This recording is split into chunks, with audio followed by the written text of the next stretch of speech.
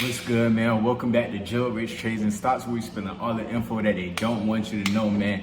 And before we start the video today, I want to give a special round of applause to my mother in Discord, man. Everybody been bankrolling. I'm so glad that everybody learning and catching on, starting to call out plays themselves. I'm gonna put the testimonials right here, man. Keep doing what y'all doing. Keep tapping in, subscribing to the YouTube, so we keep getting the market up. You understand what I'm saying? But without further ado, man, I want to give my opinion today on, everybody keeps asking me, is the market crashing? Should we be worried that it's about to get real bloody? Is the market finna fall back under 450, 400?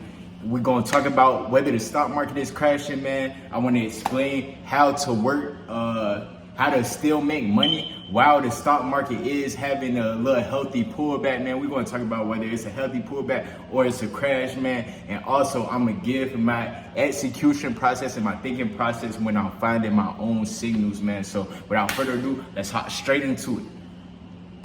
Now, first things first, man, I'm going to back up so I can split the screen record on my iPad and pull it right here so y'all can see what I'm talking about. So everybody keeps asking me the same question, man. Chapo, do you think the stock market is crashing, man? And before I give my explanation on why I say this, I'm gonna tell you it's a fat ass no. No, sir. I don't think the market is fully crashing. I don't think we got nothing to be too worried about until we start breaking under certain levels, man. I'm looking at it as a healthy pullback right now. If you notice, this isn't nothing that doesn't happen every year or every so often couple of months, man. And with that being said, let's pull up y'all trading view. Let's take out y'all notepads and follow along with me, man.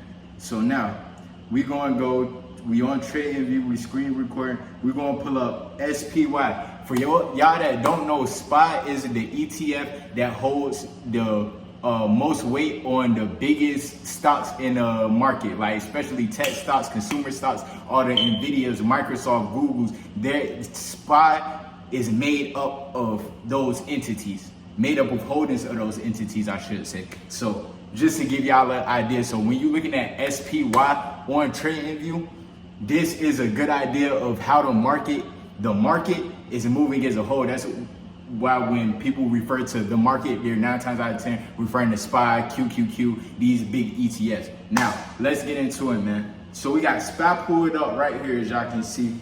Now, we're going to zoom in on what's been happening and why everybody has been freaking out. Look at this daily chart, man. Our all-time highs is at 565, right? When was we at 565? On Tuesday, the 16th of July, man. So in this little bit of time span, if y'all watching, in this little bit of time span, man, we have made it back down to 542. That is a $20 move down as of today. And we broke under that a little bit to 538 the other day. But y'all see, it's been a real puts type of situation. What does puts mean? Puts is saying that you're buying a contract and saying that the stock is going to go below a certain strike price for you to make money. So it's been a real puts type of situation as of lately. But if we zoom out and look at this as a whole, right? We go back to April 2024, right? Y'all see how the highs right here was at 524.28. Then we went down, we had a 30-something move down. So that's an even bigger move down than what we've seen right now. That's why I said you don't have to be worried about this healthy pullback right now. As you can see, we haven't lost the 50 EMA on the daily chart. Let's look at it on the weekly. Make sure I'm not tripping. See, we're still way above the EMAs. Look at this weekly, man. This is nothing but a healthy pullback. Now, if we start losing the EMAs on the weekly, then that's when you can look at it as a crash in the stock market. You understand what I'm saying? But right now, just keep making money off buying and selling puts. Well, I'm not going to financially advise you of nothing, but I just want to tell you how you could possibly make money in these types of situations where it's not very big calls days. It's a lot of red in the market, man. Don't get scared of red, because that's why we trade options. So we can buy puts and still make money off the stock market going what? Down too. You understand what I'm saying? So if y'all looking at this, man, like I said, we had a way bigger move down a couple months ago in April, just for it to pop back up and make newer highs. And then Y'all see a pattern on this, right? Little healthy pullback, shoot up. Now, this right here, I would have been calling this more of a crash in September of last year. This is more of a crash. Y'all see how its highs is at 458, and then it had a whole $50-something move down.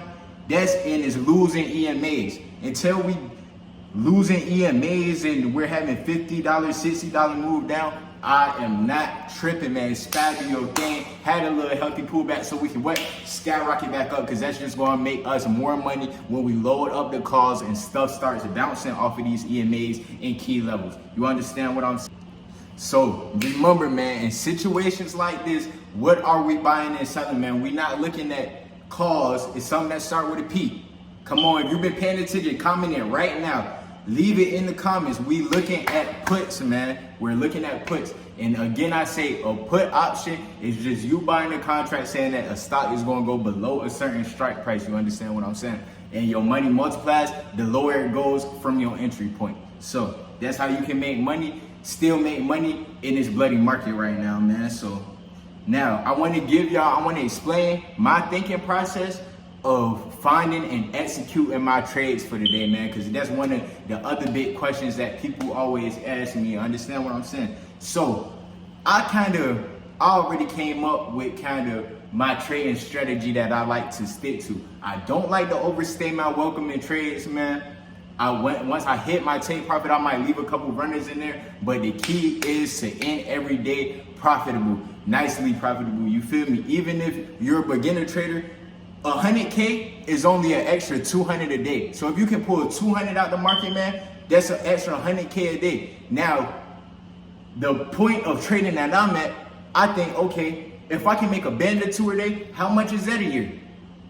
I'm gonna let you do the calculations, you feel me? If I can make a band a day, every trading day for 365 days a year, minus the weekends, how much is that, man?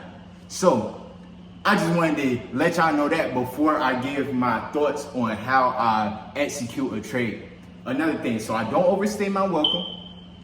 I trade stocks that I'm used to, stocks that I've been making money on. It doesn't make, I ain't gonna lie, I'm gonna be transparent with y'all. I lost like 12K just last week. Lost 12K on trading stocks that I had no business trading, man. Stocks that I've never traded, stocks that I've never paid attention to, you feel me? I'm just hearing certain hype from other traders and woo-de-woo getting ideas. No, you find your trading strategy and you stick to it. You understand what I'm saying? So, find my trading strategy, I stick to it. I stick to the same type of stocks, man. I'm in love with tech stocks. So usually when I'm looking on my watch list, this is how it go. I'm gonna make it pop up again up here, man. So let's start screen recording. So first, I go to Trade and View. I go to Trade and View and I put my filters on stocks because I only want to look at stocks, man. That's the only thing I'm trading options on is stocks and SPY. SPY, with the exception of SPY, because SPY is an ETF, you feel me? But I don't even always like to trade SPY. So I go down my watch list. I definitely don't put it on a weekly because we're intraday trading. We want to get in and out of moves. Like I was just saying, man, 15, 30 minutes, maybe an hour at the most. You feel what I'm saying? That's the type of trading I do. So I usually put it on I start with the daily. I see, okay, is it any pattern on the daily chart? Okay, NVIDIA, we're just gonna look at NVIDIA, say I'm looking at NVIDIA for my play of the day, right? So I start by looking at stuff on the daily. I wanna analyze it. Let's get all of these levels out of here. Fresh trading chart, you understand what I'm saying? So now, if I was looking at NVIDIA with the mindset, okay, I may be about to take the trade, I would first look for a high probability setup. What is a high probability setup? It's really self-explanatory. A setup that 8 times out of 10 works for you. These are bearish engulfings. These are bull flag patterns. These are falling wedges. And I'm gonna make a separate video explaining more game on high probability setups and giving y'all some specific ones, but for reasons of this video, we're only going to talk about engulfing patterns, okay? So now, let me make sure I'm screen recording still. Okay, so boom. So now, you look at NVIDIA, I'm like, okay, does this have a high probability setup? I see, okay, it had a slight pop up out of this falling flag pattern that it was making right here. Hold on. Let me circle it or put, I'm gonna put a trend line under it. Okay, boom. So it had broke out high only to retouch the 100 EMA, I wanna say that is. That's either the 20, no, that's the 20 EMA. Only to touch the 20 EMA, then start rejecting. Then what did it do on this next day right here on the 1st, which would be today? Okay, it came down crazy. But y'all see how this red candle is engulfing the green candle, the whole wick and body of the green candle is inside the body of the red candle. This is called a what? Bearish engulfing. Whenever you see a candle that looks pregnant by the previous candle, like it's taking up, whether it's a big green one and a small red one that comes before, that's a bullish engulfing. When it's vice versa, it's a bearish engulfing. So I said, okay, this is probably going to be good on puts tomorrow because it's a high probability setup on a bearish engulfing. And not to mention, if you look right here, the selling volume is way higher than it's been in the past recent 2 weeks. So this is a great sign for how I want to attack, this just let me know how I want to attack the trade, man. So now we looked at it on the daily. Now we're going to go to our 15 minutes. And we're going to see where are some key levels for this. I see, okay, at 108.76, it had some consolidation in the pre-markets. Then it had a good move up, cross over the 100 EMA, then shot up crazy off the 100 EMA. It had some consolidation. This is how you make key levels. And so wherever the consolidation, or it looks like it keeps hitting support, it keeps hitting support or resistance. Resistance is what it keeps bouncing down off of. Support is what the stock keeps coming down to and rejecting up off of. So we see, okay, 116.20 looks like a good key level. We see 114.6 is a good key level on a 15-minute chart. We look at it on the next day.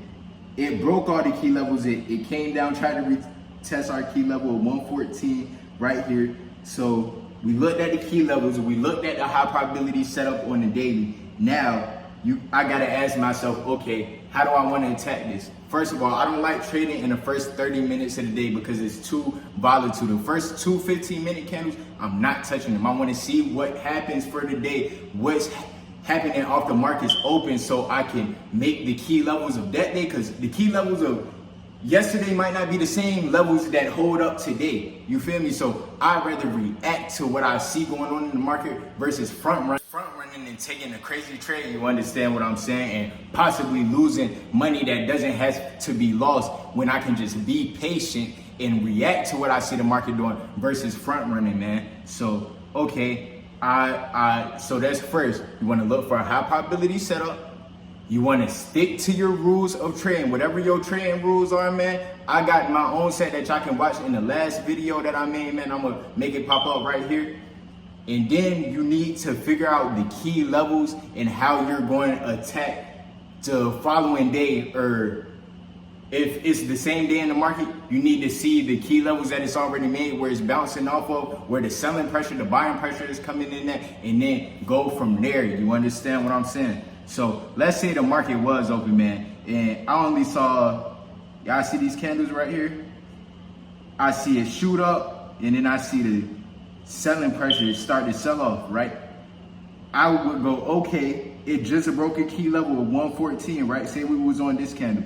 I would say, boom, it just broke a key level of 114.61, and it hit under pre-market lows for the day, man. So what is that telling me? That's saying, that's just extra confirmation I need to hop in puts, man. So I would have took the puts after it started having this little pullback, would have got in on the pullback. What did it do? Drop off the 100 EMA, and we would have just rolled puts down, man. It's literally that simple. And y'all see, even from there to 114 to 108, that's a crazy move in $100 stocks and options, man. That is a 400% gain guaranteed, at least if you play the whole thing throughout the whole day, you feel me? I probably would have just made 100, 150% because like I said, I don't like overstaying my welcome in trades. I done lost a lot of money like that. So that's just my personal preference, man.